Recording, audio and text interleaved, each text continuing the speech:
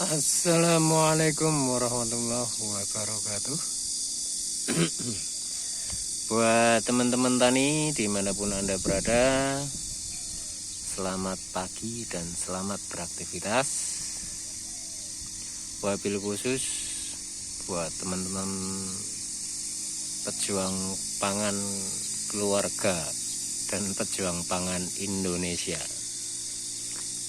Pada kesempatan kali ini aku mau membagikan tindak lanjut daripada padi yang pada sesi pengeringan pertama adalah untuk mengendalikan hama keong dan juga orong-orong. Maka tahap kedua adalah di pupuk kedua pada fase umur 3 mingguan, itu di pupuk kedua.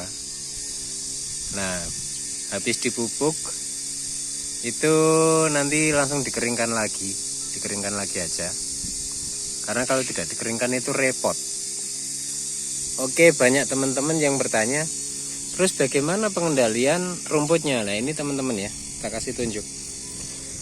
Jadi kalau di Indonesia itu kan kebanyakan sistem tanamnya kan selalu berair, maka punya kelemahan. Kelemahannya di mana? Kelemahannya adalah ketika mengendalikan rumput ini teman-teman. Sampai bisa lihat. Jadi ini tadinya itu rumputnya itu sama padinya itu tingginya lebih tinggi rumputnya. Tapi sekali disemprot, ini kurang lebih sekitar 5 hari yang lalu lah. 5 hari yang lalu. Jadi dia disemprot herbisida ya, untuk mengendalikan rumput ini. Habis itu langsung air masuk, baru dipupuk. Jadi ini padi sekitar umur, kalau dari awal berarti ya sekitar kurang lebih 1 bulan lah. 1 bulan lewat sedikit, seminggu lah, tapi kurang lebih di angka 1 bulanan ya. Nah, Anda bisa lihat setebal ini teman-teman rumputnya itu bisa mati. Itu kalau kita mau mengendali, kalau kita mau sistem semi kering tuh gitu teman-teman. Nah ini kan nanti habis dipupuk, berarti kan ini mau masuk pupuk fase pemupukan ketiga, baru nanti diairin lagi. Kalau dihitung selangnya berapa hari, kurang lebih pemupukan itu dari pemupukan kedua, ketiga, keempat, atau mungkin kelima itu kalau dibutuhkan ya teman-teman ya. Kalau nggak dibutuhkan nggak ada masalah. Tapi standarnya sih di sini ya antara 4 sampai 5 itu pemupukan. Tapi pemupukannya itu tadi, makanya pupuk organik ya. Bukan pupuk kayak di Indonesia pakai Ponska dan sebagainya, itu enggak.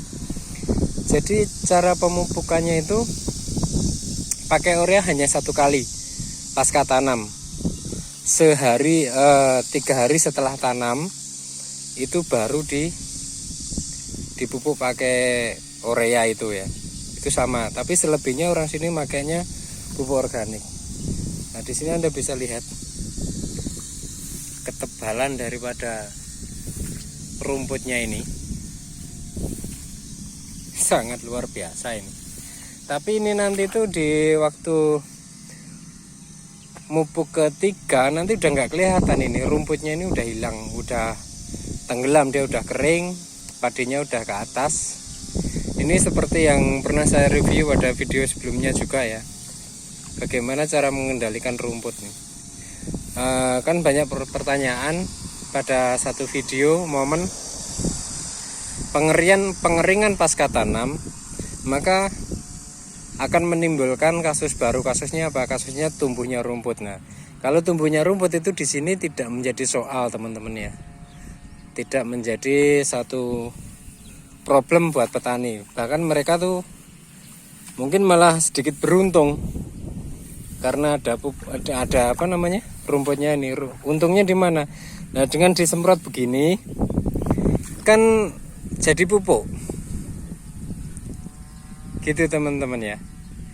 Jadi pembusukan daripada rumput ini kan jadi pupuk. Nah gitu. Jadi rumput itu bukan masuk kategori problem teman-teman. Kalau yang masuk kategori problem itu dalam padi di Taiwan sini itu satu keong sama apa namanya itu orong-orong itu waktu pasca tanam kan. Kalau udah umur segini kan keong itu udah nggak mempan, sama orang-orang juga udah nggak mempan. Sama mungkin kalau masa perawatan itu nggak ada masalah ya, di sini hampir nggak ada problem sama sekali. Problem kedua adalah mungkin ya kalau di Indonesia suntep itu ya, suntep terus kembali ke potong leher, ke yang aku kemarin itu gulu pedot itu. Nah jadi problemnya cuman itu. Kalau masalah hama rengit-rengit, hama kecil-kecil itu ya Anda bisa tahu sendiri, orang sini nyemprotnya itu pakai itu hampir selesai, mudah lah pokoknya. Kalau rengit-rengit itu mudah. Yang agak riskan itu hanya itu tadi apa namanya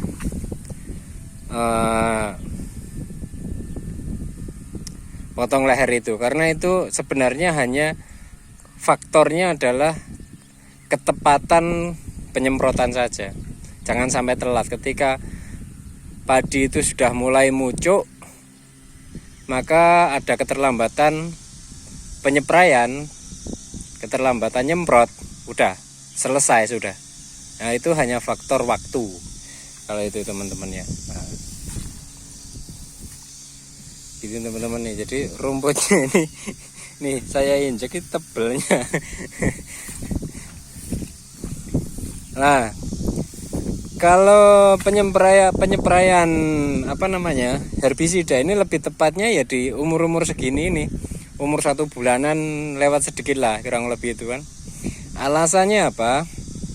Kalau di saat penyepraian tuh padi masih kecil-kecil itu kan, padi masih kecil-kecil, terus nanti di spray sama herbisida itu kan kurang lebih di 1 bulan ke depan itu kan malahan dia tumbuh, rumputnya tumbuh kembali. Tapi kalau sudah begini, dengan umur segini dispray herbisida, maka di saat yang sekarang ini dimana rumputnya itu dia berjalan untuk mati, sedangkan padinya dia bergerak merangkak naik ke atas. Jadi sudah tidak ada kesempatan untuk tumbuh yang kedua kalinya. Soalnya kan ini kurang lebih sekitar 3 minggu lagi kan udah rapet ini kan. 4 minggu udah mulai berbuah kan. Nah, jadi rumput udah nggak ada kesempatan untuk hidup lagi dia. Nah, kira-kira gitu teman-teman. Tapi kalau misalnya rumputnya memang kebangetan ya itu ya perlu 2 kali. Kalau rumputnya memang kebangetan. Jadi di Taiwan itu kembali saya katakan tidak ada kerjaan yang namanya maton, itu satu. Dari awal tidak ada kerjaan yang namanya itu sulam. Sulam itu menyulam padi yang mati. Kedua, maton, nyabutin rumput. Yang ketiga apa? Yaitu 2 faktor itu hampir nggak ada. Kalaupun di sini ada orang maton, itu sifatnya hanya sebagai apa ya? Mungkin bisa dibilang untuk mencari kesibukan aja. Orang nggak punya kerjaan. Karena secara umum di sini nggak ada orang maton ya. Buat iseng-iseng lah. Kalau matun itu, kalau nyabutin rumput itu sifatnya hanya iseng-iseng kalau orang sini.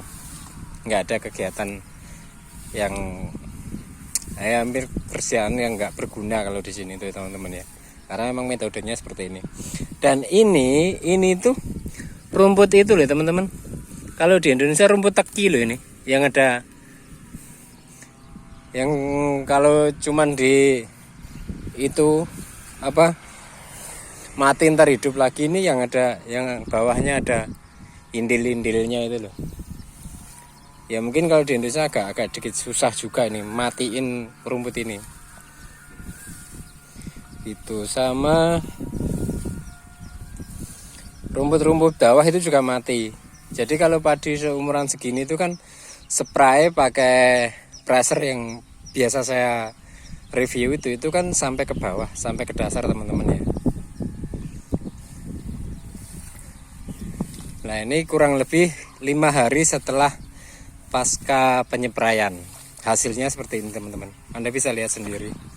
Dan kalau teman-teman ada yang masih penasaran dengan hasilnya seperti apa, ada di video saya sebelumnya, 10 hari pasca penyepraian herbisida. Kira-kira semacam itu.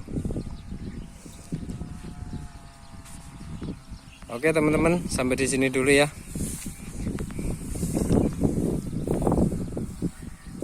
Mohon maaf teman-teman bila mana ada salah kata dan sapa. Sekian dari saya. Wabillahi taufik wal hidayah.